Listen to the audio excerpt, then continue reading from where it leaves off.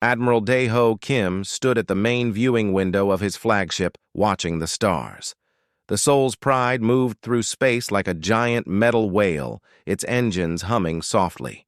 Around him, the bridge crew worked quietly at their stations. Everything seemed normal, but Kim felt something was wrong. "Sir, we have a message coming in," said Lieutenant Park from the communications desk. "It's from the Veltar. They want to speak with you directly." Kim frowned. The Veltar were strange creatures made of living crystal. They never spoke to humans unless the Galaxy Council told them to. Kim had only seen them once before, and that was 5 years ago during the peace talks. "Put them on the main screen," Kim said. The screen lit up with a bright blue light. Then a Veltar appeared. It looked like a walking diamond with too many arms. Its voice sounded like music played through broken glass. "Admiral Kim of the human species," the Veltar said. "I bring words from the Galaxy Council. You will listen." Kim felt his jaw tighten. The Veltar never used polite words. They always spoke like they were giving orders. "I'm listening," he said. "The Council has decided. Humans have grown too fast. You have taken too many worlds. You have built too many ships. This cannot continue." Captain Woo-Jin Lee, who was standing next to Kim, made a small, angry sound. Kim raised his hand to keep Lee quiet. "What exactly is the Council saying?" Kim asked. The Veltar's crystal body flashed brighter. "Humans will withdraw from all systems beyond the human reservation zone. You have 30 standard days. You will also give the Council 80% of your warships. The Council will watch over all future human expansion." Kim stared at the alien. The human reservation zone was tiny. It included Earth and only 6 other systems. Humans lived in 47 systems now. 2 billion people called those worlds home. "And if we refuse?" Kim asked, though he already knew the answer. "Complete removal of the human species from the galaxy," the Veltar said without emotion. "The Council vote was 12-0. Even your friends voted against you." The screen went dark. The bridge fell silent. Kim could hear his own heartbeat. Dr. Bo-Ra Park, the ship's chief science officer, spoke first. "Sir, they can't be serious. The terraforming projects alone represent 50 years of work. New Sol has 300 million people. We can't just abandon them." Kim turned away from the dark screen. His face looked older than his 55 years. "Get me a secure line to Earth Command. Priority Alpha." While the crew set up the communication, Kim walked to his private office behind the bridge. Captain Lee followed him. "They're afraid of us," Lee said as soon as the door closed. "That's what this is about." Kim sat down heavily in his chair. "Of course they are. We went from 1 world to 47 in less than 60 years. Our ships are getting better every year. Our weapons, too. So what do we do?" Kim was quiet for a long moment. Then he opened a locked drawer in his desk and pulled out a red folder. The words Protocol 7 were printed on the front in large letters. "Sir?" Lee asked. "Something I hoped we'd never need," Kim said. He opened the folder and started reading. His face got darker with each page. The communication officer's voice came through the intercom. "Admiral, Earth Command is ready." Kim walked back to the bridge. General Soo-Jin Choi appeared on the screen. She was sitting in the war room deep under Seoul. Behind her, Kim could see dozens of officers working at computer stations. "I heard," Choi said before Kim could speak. "The Veltar sent the same message to every human colony and military base in the galaxy." "What's Earth's response?" Kim asked. "The President is meeting with the Council of Nations now, but I think we both know what this really means." Kim nodded. "They're not asking us to withdraw. They're asking us to die slowly instead of quickly." "The intelligence reports were right," Choi said. "We found intercepted communications between council members. They're planning something called the Cleansing Protocol. If we resist, they'll destroy every human world." Captain Lee stepped forward. "How many ships do they have?" 3,000, maybe more. They've been gathering fleets from all 12 member species. They have orbital bombardment platforms, too. Big ones. Kim felt cold. The entire human fleet had maybe 800 ships. Most of them were exploration vessels or cargo haulers with basic weapons. There is one thing, Choi continued. Project Prometheus is ready. We finished the tests last week. Kim's eyes widened. Project Prometheus was so secret that only a dozen people in the galaxy knew about it. All of it? All of it. The shipyards, the new weapons, the shield technology, everything Dr. Shin and her team promised. How long before they can be operational? They already are. We've been building ships in secret for 3 years. The automated yards in the Jupiter system are producing one new vessel every 6 hours. Captain Lee looked confused. Sir, what's Project Prometheus? Kim and Choi exchanged looks. Something we hoped we'd never need, Kim said. Something that will change everything. Admiral, Dr. Park said from her station, I'm getting reports from the outer colonies. People are scared. They want to know what we're going to do. Kim thought about the 2 billion people living on human worlds across the galaxy. Farmers on New Busan, miners on the asteroid stations, families who had built new lives among the stars, children who had been born on worlds the Council now wanted to take away. Send a message to all colony governors and fleet commanders, Kim said. Tell them we're reviewing the Council's demands. Tell them to prepare for strategic withdrawal from outer systems. Sir? Captain Lee asked. Are we really going to give up? Kim picked up the red folder again. No. We're going to make them think we're giving up. There's a difference. He opened the folder to the first page. It showed a list of coordinates and ship movements. At the bottom, in small letters, were the words, When diplomacy fails, prepare for total war. The Council thinks they know us, Kim said quietly. They think we're just another species they can push around. They're about to learn something new about humans. Dr. Park looked up from her computer screen. Sir, I'm getting more reports. The Council fleets are moving toward our border systems. Kim nodded. Let them come. Signal all ships. Begin Protocol 7 and send a message to General Choi. Tell her the 30-day countdown starts now. He looked out at the stars again. Somewhere out there, alien fleets were preparing to destroy everything humanity had built. They thought humans would just give up and accept defeat.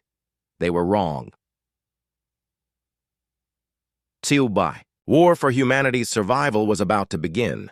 General Sujin Choi walked through the underground tunnels beneath Seoul. The walls were thick metal, built to survive direct hits from orbital weapons. Red lights flashed along the ceiling, casting strange shadows as she moved. She stopped at a heavy door marked with warning signs in 12 languages. Her hand pressed against a scanner, and the door opened with a loud hiss. Inside, dozens of people worked at computer screens.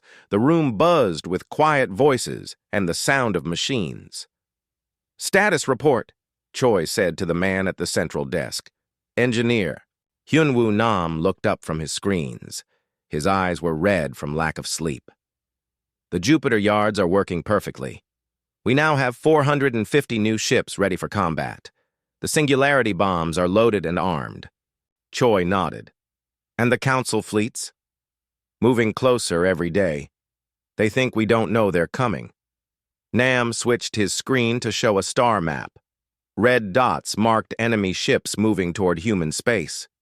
3,000 ships, just like we expected. Maybe more. They're being very careful, Choi said. They want to make sure we can't escape. Across the galaxy, Dr. Bo-Ra Park was having her own problems. She sat in her small office aboard the Seoul's Pride, trying to contact anyone on the Galaxy Council who might listen to reason. The screen in front of her showed the face of Ambassador Vex Kala, a creature that looked like a giant octopus with too many eyes. The Nexari had been trading partners with humans for 30 years. Please, Ambassador, Park said. You know humans are not violent by nature. We've never attacked anyone first. We just want to live in peace. Vexakala's tentacles moved in what Park knew was their version of sadness. Dr. Park, my people have great respect for humans. But the decision is made. The Council fears what you might become. What we might become? We're explorers and builders. We help other species.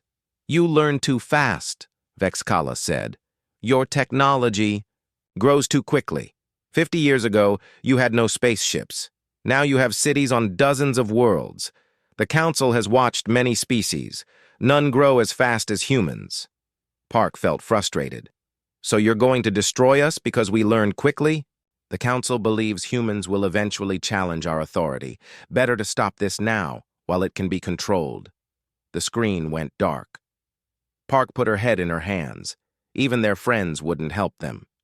Meanwhile, Captain Ji-Yon Song was flying through the outer darkness of space. Her ship, the Silent Hunter, was smaller than most human vessels, but it had special equipment that made it nearly invisible. Song had been watching Council fleets for 2 weeks. What she saw made her stomach hurt with worry. These weren't just military ships. There were construction vessels, huge transport ships, and something that looked like mobile space stations. They're not planning to just defeat us, she said into her radio. They're planning to occupy our worlds permanently. Admiral Kim's voice crackled back through the static. What do you see, Captain? Mobile command centers. Troop transports big enough to carry armies. And, sir, there are ships I don't recognize. Big ones. They're not from any of the 12 Council species. Kim was quiet for a moment. Unknown allies? Maybe. Or maybe the Council has weapons they haven't told anyone about. Song adjusted her ship's position to get a better view. Through her telescope, she could see one of the strange ships more clearly. It was black as space itself, covered in weapons she had never seen before. Admiral, she said slowly, I think some of these ships are designed specifically to fight humans. They've been studying us. Back on Earth, General Choi was meeting with her most trusted officers. The room was small and windowless, hidden deep underground. Only 7 people were allowed inside. The Council has been planning this for years, she told them. Our intelligence network found communication records going back 5 years. They've been worried about human expansion since we reached the 20th system. Captain Dong-hyun Kang raised his hand. General, what about the other species that aren't Council members? Will any of them help us? No. The Council controls trade routes and most of the advanced technology. No one wants to anger them. Another officer asked, what about the Kepler Union? They're not Council members. Choi shook her head. They've already closed their borders to human ships. Everyone is afraid of being associated with us. She turned to a large screen that showed the secret shipyards orbiting Jupiter. Giant machines worked without stopping, building new human warships. The good news is that Project Prometheus is working better than we hoped. Dr. Shin's new shield technology makes our ships much harder to hit. And our new weapons. She smiled for the first time in days. Our new weapons are going to surprise them. Dr. Hana Shin was working in her laboratory on Europa, one of Jupiter's moons.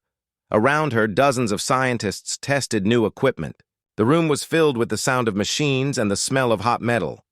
The quantum field generators are stable, she told her assistant. The ships can now move 3 times faster than anything the Council has. Her assistant, a young man named Tae-ho, looked worried. But will it be enough? They have so many ships. Shin looked out the window at the shipyard in Jupiter's orbit. New vessels moved along the construction lines like giant insects being born. Numbers aren't everything, Tae-ho.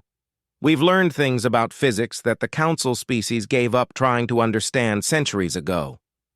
She picked up a small device that looked like a metal sphere. This little thing can create an artificial black hole for 30 seconds. Imagine what happens when we put 1,000 of these on our ships. Back in space, Captain Song was still, watching the Council fleets. She had been hiding in the shadow of an asteroid for 6 hours. Her ship's computers were recording everything they saw. Suddenly, her screens lit up with warnings. One of the Council ships was turning toward her position. No. No, no, she whispered.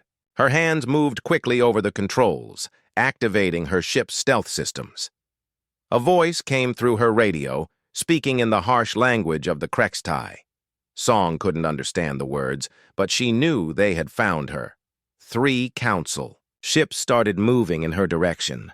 Song's heart pounded as she powered up her engines. The silent hunter shot away from the asteroid like a bullet. Laser beams flashed past her ship as the Council vessels gave chase. Song's training took over. She flew through an asteroid field, using the rocks to block enemy fire. This is Ghost. "Leader to command," she said into her radio. "I've been discovered. The Council knows we're watching them." Admiral Kim's voice came back immediately. "Can you escape?" "Working on it, sir." Song's ship twisted between 2 large asteroids. The Council ships were bigger and couldn't follow as easily. After 20 minutes of dangerous flying, Song finally lost her pursuers. But the message was clear. The Council was ready for war. "Admiral," Song said when she was safely away, "they're not waiting the full 30 days. The fleets are moving now. I estimate they'll reach our outer colonies in 72 hours. Kim's voice sounded tired when he answered. "Then it's time. Signal all commands. Begin the withdrawal. Make it look real." Across human space, the great deception began. Colony ships lifted off from outer worlds, carrying essential personnel and supplies. Military bases were abandoned. It looked like humanity was giving up without a fight. But in the hidden shipyards, around Jupiter, Admiral Young-Soo Han was preparing humanity's real response. 450 new warships waited in the darkness, their crews ready for battle. The Council thought they were hunting a weak, defeated enemy. They were about to learn that humans were much more dangerous when cornered. The 30-day deadline had passed. Council fleets moved into human space like a dark wave, expecting to find broken colonies and scattered defenders. Instead, they found something that confused them. Most human worlds seemed empty. Cities were abandoned. Military bases were silent. Only a few ships remained, and they ran away as soon as Council forces appeared. Admiral Thekvar of the Zephyrian fleet was pleased. The 4-armed aliens stood on the bridge of his flagship, watching the surrender unfold. "Humans are smarter than we thought," he said to his officers. "They know they cannot win." His communications officer, an insect-like hiver, clicked its mandibles. "Admiral, we are approaching New Busan. Long-range scans show human ships in orbit. How many?" Tekvar asked. 200 vessels, sir." Tekvar laughed. "Against our 800? This will be over quickly." New Busan was humanity's biggest farming world. 300 million people lived there, growing food for dozens of other colonies. The planet was green and beautiful, with vast fields of grain and fruit trees. Captain Ji-yeon Song stood on the bridge of her command ship, watching the Council fleet approach. Around her, 200 human vessels waited in formation. They looked small compared to the enemy force. "Ghost leader to all ships," Song said into her radio. "Remember the plan. Make them think we're trying to fight normally. Let them get close."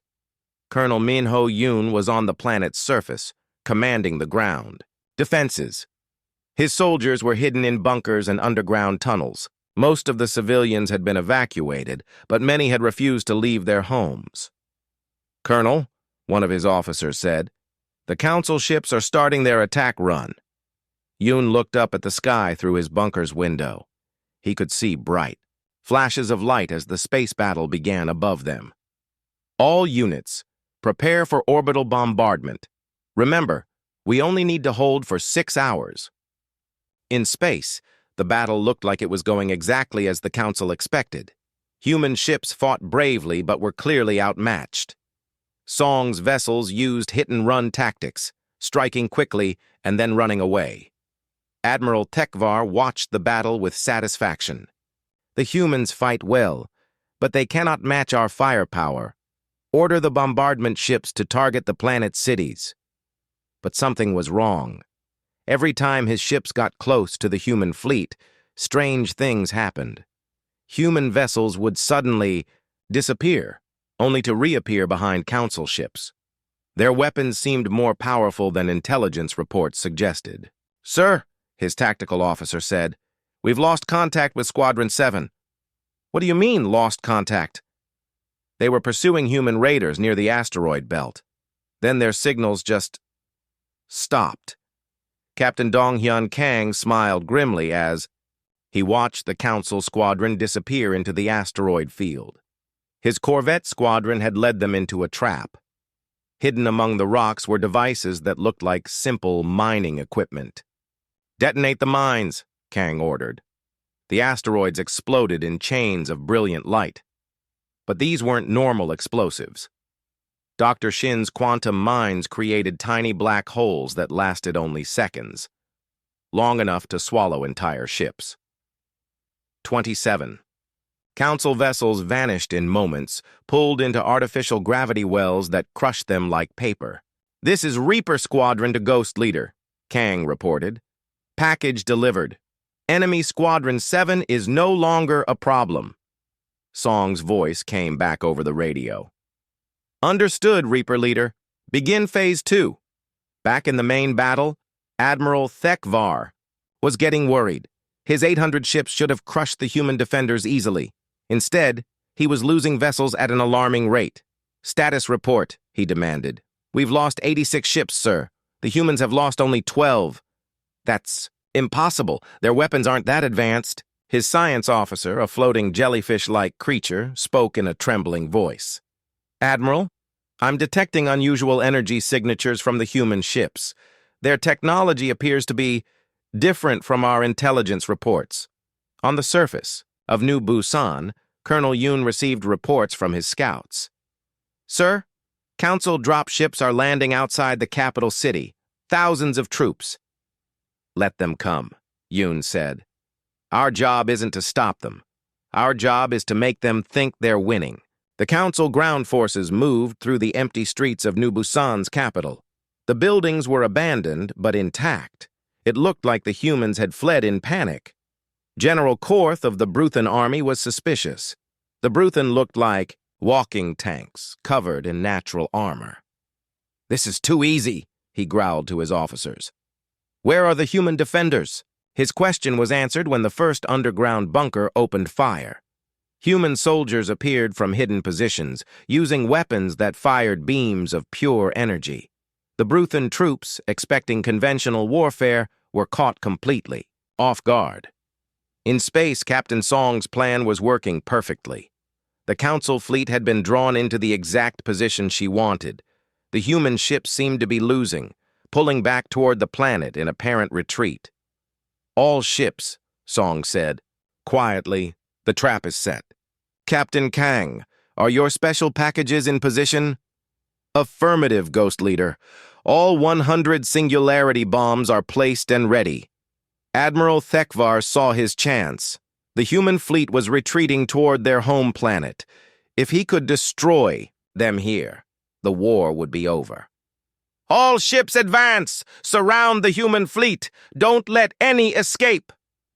800 Council ships moved forward like a closing fist. They thought they were delivering the killing blow to human resistance. Dr. Hana Shin watched the battle from her command center on Europa. Her screens showed the positions of every ship in the New Busan system. "The Council fleet is exactly where we need them," she told her team. She opened a secure communication channel. "Captain Song, you have authorization for Protocol 7 finale." Song's voice came back clear and strong. "Understood, Doctor. Beginning final phase." To the Council fleet, what happened next seemed impossible. The retreating human ships suddenly stopped running. Instead, they turned and charged straight at the enemy formation. "What are they doing?" Admiral Thekvar shouted. "They're committing suicide!" But as the human ships reached the Council formation, they didn't attack. They simply disappeared. "Sir," the tactical officer said in confusion, "the human ships just vanished. All of them." For a moment, space around New Busan was quiet. The Council fleet hung in formation, wondering where their enemies had gone.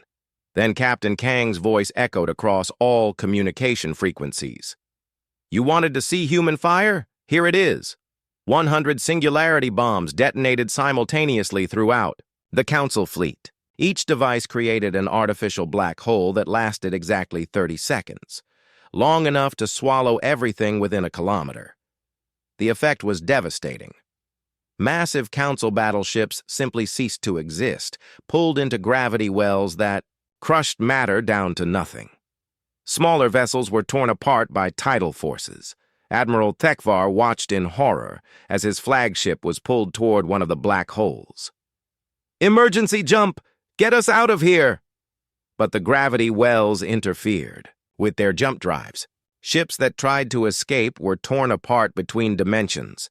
When the 30 seconds ended, the singularity bombs burned out and the artificial black holes collapsed. Where 800 Council ships had been, fewer than 200 remained. Most of those were damaged and drifting. Captain Song's fleet reappeared, their cloaking systems shutting down. The human ships looked fresh and ready for battle while the Council survivors were broken and scattered. This is Captain Ji Yan Song to all Council vessels, she broadcast. You came here to destroy us. Instead, you've learned something new about humanity. We don't just fight to win. We fight to make sure our enemies never want to fight us again. The surviving Council ships jumped away as fast as their damaged engines could carry them.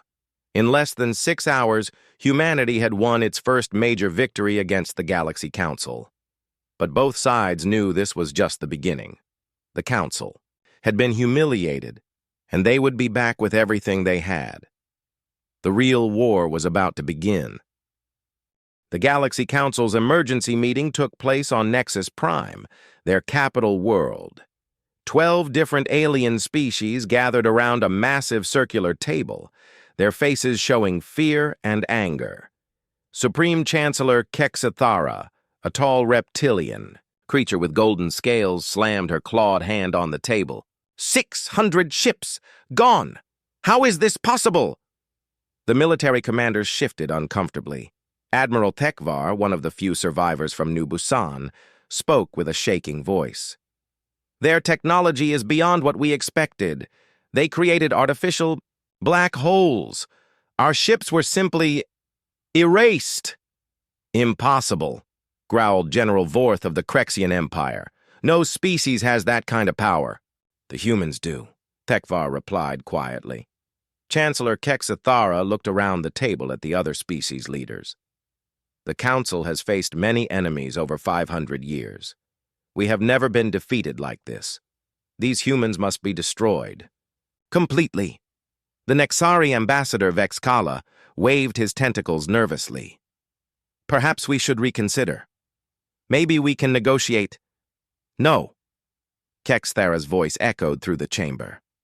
They made us look weak. If other species see this, they might rebel against our authority. The humans must be made an example. She turned to the military commanders. Deploy the Titan-class world killers. Begin the cleansing protocol. Destroy every human world, starting with their outer colonies. Admiral Young-Soo Han stood in the command center of the hidden human fleet base inside Jupiter's Great Red Spot. The massive storm provided perfect cover for their operations. Around him, hundreds of new warships waited in the swirling clouds. Sir, reported his communications officer, we're getting distress signals from 3 outer colonies, New Kyoto, Harmony Station, and the mining world of Iron Peak. Han's jaw tightened as he watched the reports come in. The Council's world killer ships were enormous vessels designed for one purpose, destroying entire planets. Each one carried enough firepower to turn a world into burning rock. How many people? Han asked quietly. New Kyoto had 4 million. Harmony Station had 2 million. Iron Peak had 300,000 miners and their families. Han closed his eyes. 9 million, 300,000 people, all gone in a matter of hours. The Council was no longer trying to conquer human worlds.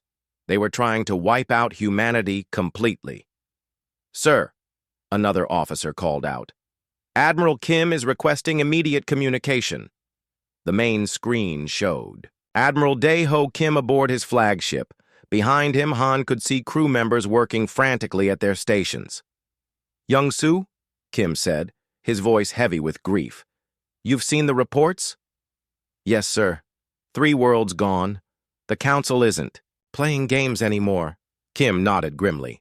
"Intelligence reports show they have 12 world-killer ships moving toward our core systems. If we don't stop them, they'll destroy Earth, New Sol, and every other human world." Han looked at the display showing his hidden fleet. "How many ships do we have ready?"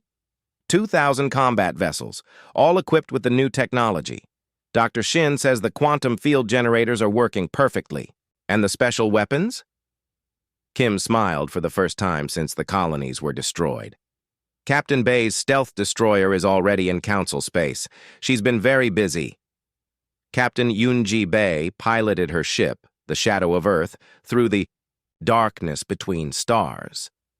Her vessel was completely invisible, using technology that bent light around the ship's hull. The Council had no idea she was there. She watched through her telescope as a massive Council supply convoy moved through space. 50 cargo ships carried food, fuel, and weapons to the advancing fleets. "This is Shadow to Command," Bay whispered into her radio. "I'm in position. Beginning supply line disruption." Her ship carried no conventional weapons. Instead, it had something much more effective. Quantum torpedoes that could phase through shields and armor before exploding inside enemy vessels. Bay fired 6 torpedoes at the convoy's fuel ships. The weapons passed through the hulls like they weren't there, then detonated inside the cargo holds. The explosions were spectacular. Fuel ships turned into miniature suns, their energy spreading to nearby vessels. In minutes, the entire convoy was destroyed. "Supply convoy eliminated," Bay reported. "No survivors. They never knew what hit them." General Ki-tae Lim stood in his secret command bunker on Mars, watching his special forces prepare for their missions. These weren't ordinary soldiers. They were volunteers who had been modified with experimental technology, making them faster and stronger than normal humans. "Team Alpha," Lim spoke into his communicator, "you are clear for Operation Ghost Strike. Target the Council communication array at Sector 7. On his screens, he watched as a small stealth ship launched from Mars, carrying 12 enhanced soldiers toward enemy territory. Their mission was to destroy the Council's long-range communication systems, making it harder for their fleets to coordinate. Back at the Jupiter base, Admiral Han received reports from across human space. Captain Bay's stealth attacks were working perfectly. Council supply lines were being cut one by one. Their communications were failing, but the world-killer ships were still advancing. "Sir," his tactical officer reported, "the Council's main fleet is approaching the Sejong system. 12 world-killers, protected by over 2,000 escort ships." Han nodded. Sejong was one of humanity's most important systems, home to 50 million people. If the Council destroyed it, they would prove that nowhere was safe. "Signal the fleet," Han ordered. "All ships prepare for jump to Sejong. We're going to make our stand there." Dr. Hana Shin was working desperately in her laboratory.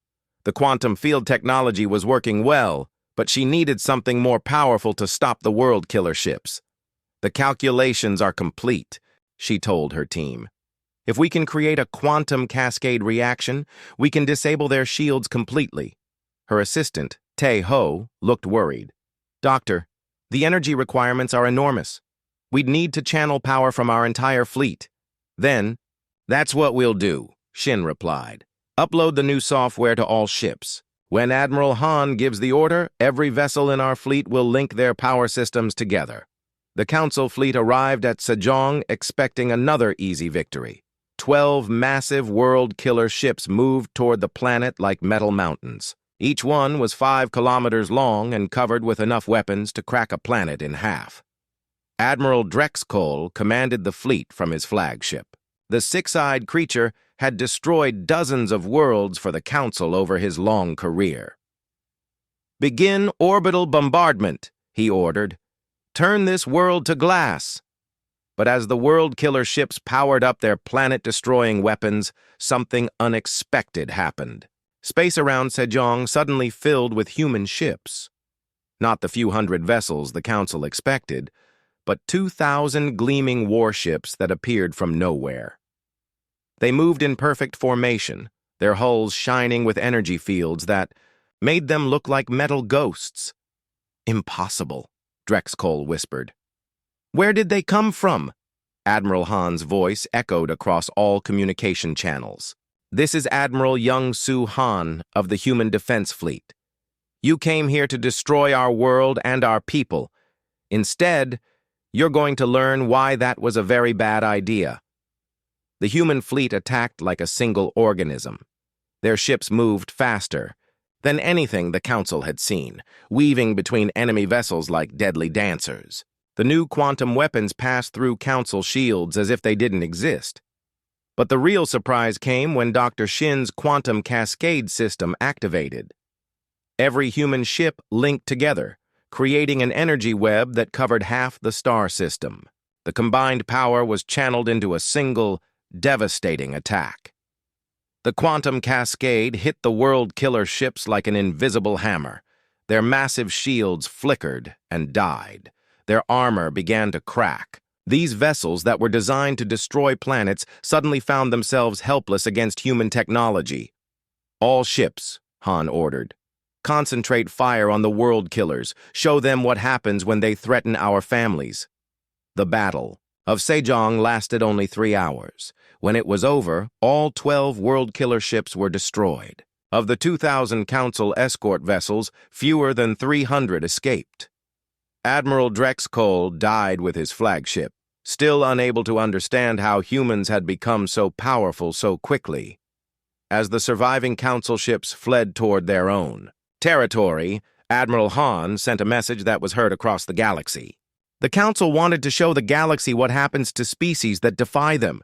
Instead, they've shown everyone what happens when you underestimate humanity. We didn't want this war, but now that it's started, we intend to finish it. The message was clear. Humanity was no longer just defending itself. The counterattack was about to begin. President Jae-won Oh stood at the window of his office in Seoul, looking out at the busy streets below. People went about their daily lives, but everything had changed. Earth was no longer just another world. It was the capital of a species that had become the most feared military force in the galaxy. "Mr. President," his aide said softly, "the War Council is ready for your decision." Oh turned from the window. 3 months had passed since the Battle of Sejong. 3 months of human forces, pushing deeper into Council territory, winning every battle they fought. The Galaxy Council was broken, their fleets scattered. Now humanity faced a choice that would shape the future of every species in the galaxy. In the war room deep beneath the city, the leaders of humanity's military gathered around a massive table. Admiral Dae-ho Kim sat next to Admiral Young-soo. Han General Soo-jin Choi was there, along with Dr. Hana Shin and other key figures who had planned humanity's victory. "Status report," President Oh said as he entered the room. Admiral So-young Kwon, now commander of the Human Expeditionary Force, stood to speak. She was a small woman with steel gray hair and eyes like winter ice. "We control 43 former Council worlds. Their remaining fleets are hiding in their home systems, afraid to come out and fight." She activated the room's main display, showing a map of the galaxy. Red areas marked human-controlled space, which now stretched across a quarter of known civilizations. "The Council members are begging for peace talks," Kwon continued. "Some are offering to surrender completely. Others are threatening to destroy their own worlds rather than submit to human rule." President Oh studied the map. "Casualties? Surprisingly low on our side. Dr. Shin's technology has given us such an advantage that most battles end quickly. The Council forces simply can't match our ships." Dr. Xiongmin Jiang, the scientist who had developed humanity's evolution protocol, spoke next. "Mr. President, our technological advancement continues to accelerate. Every Council ship we capture, every piece of alien technology we study, makes us stronger." He brought up another display showing human ship designs. Our newest vessels incorporate technology from all 12 council species. We've taken their best innovations and improved them. Our ships are now faster, stronger, and more advanced than anything that has ever existed in this galaxy. Admiral Kim leaned forward. The question is, what do we do with this power? Before President O could answer, an alarm sounded. The room's communication officer spoke urgently. Sir, we're receiving a priority transmission from Nexus Prime. It's Supreme Chancellor Kexathera herself. Put her through. O ordered. The main screen showed the reptilian leader of the Galaxy Council. She looked older than in previous broadcasts. Her golden scales now dull with stress. Behind her, the Great Council chamber was nearly empty. President O, Kexathera said, her voice barely controlled. I am prepared to discuss terms of surrender. O kept his expression neutral. I'm listening. The Council will acknowledge human authority over all conquered territories. We will pay war reparations. We will limit our military forces. In return, we ask that you stop your advance and allow our remaining worlds to exist in peace. The room fell silent. This was the moment they had all been working toward. The Galaxy Council, which had ruled most of the known galaxy for 500 years, was surrendering to a species they had tried to destroy just months earlier. I'll consider your offer, O said finally. But first, I want to see something. Admiral. Quan smiled. She knew what the president meant. Sir, Operation Final Answer is ready to begin. O nodded. Proceed. Kexathera looked confused. What is Operation Final Answer? Something to help you understand your new situation, O replied. Admiral Quan, show our former enemies what humanity has become. The largest fleet in galactic history appeared at the edge of the Nexus Prime system. 3,000 human warships dropped out of hyperspace in perfect formation. Each vessel gleamed with the advanced technology humanity had developed by studying and improving upon the best innovations of dozens of alien species. At the center of the formation was Admiral Quan's flagship, the New Earth. It was twice the size of the largest council vessel ever built, and it bristled with weapons that could destroy entire fleets. This is Admiral So Young Quan to Nexus Prime, she broadcast to the planet below. We have not come to destroy your world. We have come to show you the future.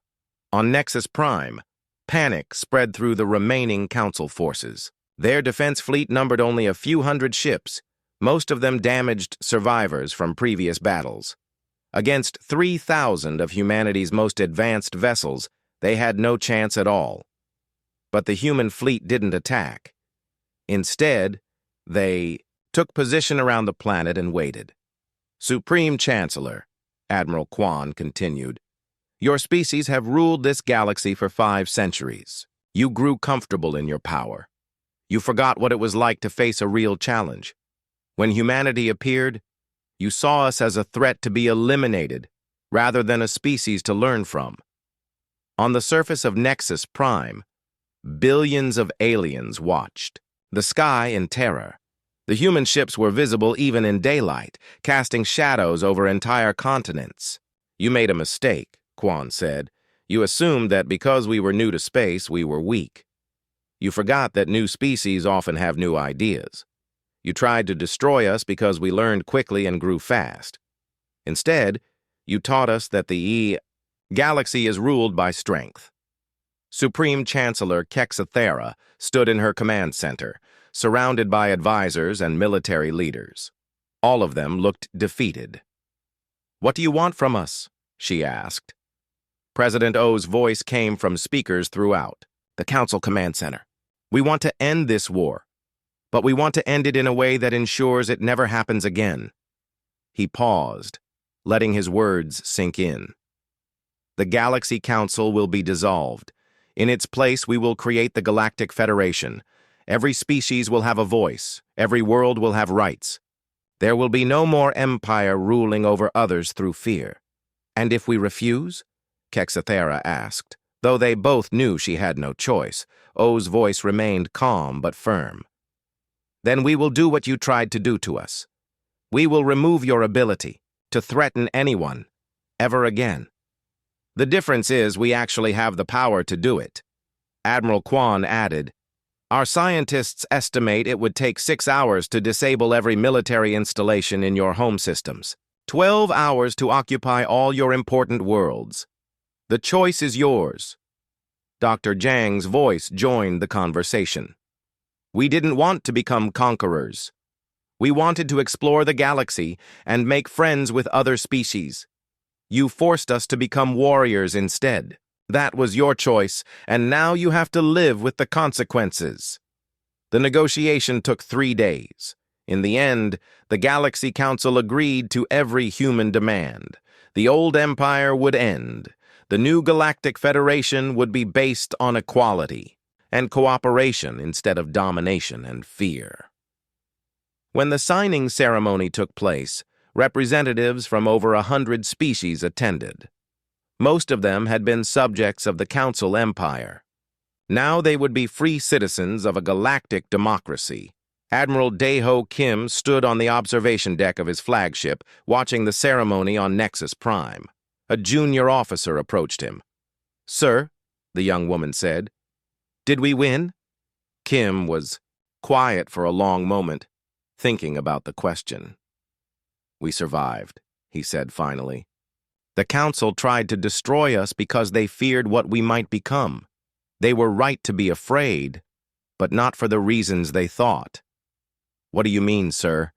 Kim looked out at the human fleet surrounding the former Council capital. "They thought we would challenge their authority." "They were right. They thought we would grow too powerful. They were right about that too, but they made one crucial mistake." "What was that?" "They assumed we would become like them. They thought we would use our power to dominate and control others. Instead, we're using it to make sure no species ever has to face what we faced. No one will have to choose between surrender and extinction ever again." The officer nodded. "So we did win." Kim smiled. "Yes, but more importantly, we made sure that next time a new species enters the galaxy, they'll be welcomed instead of threatened. That's the real victory." As the ceremony concluded on Nexus Prime, President O made one final announcement to the assembled representatives. The age of galactic empires is over. The age of cooperation has begun. Humanity didn't seek this responsibility, but we accept it. We will use our strength to protect the weak and our knowledge to help all species prosper. He looked directly at the former council leaders. "You taught us that the galaxy respects only power. Now we will teach the galaxy that true power comes from lifting others up, not holding them down." The Galaxy Council had pushed humanity too far, and humanity had answered with fire, but in the end, that fire became a light that would guide the galaxy toward a better future for all species. The war was over. The real work was just beginning.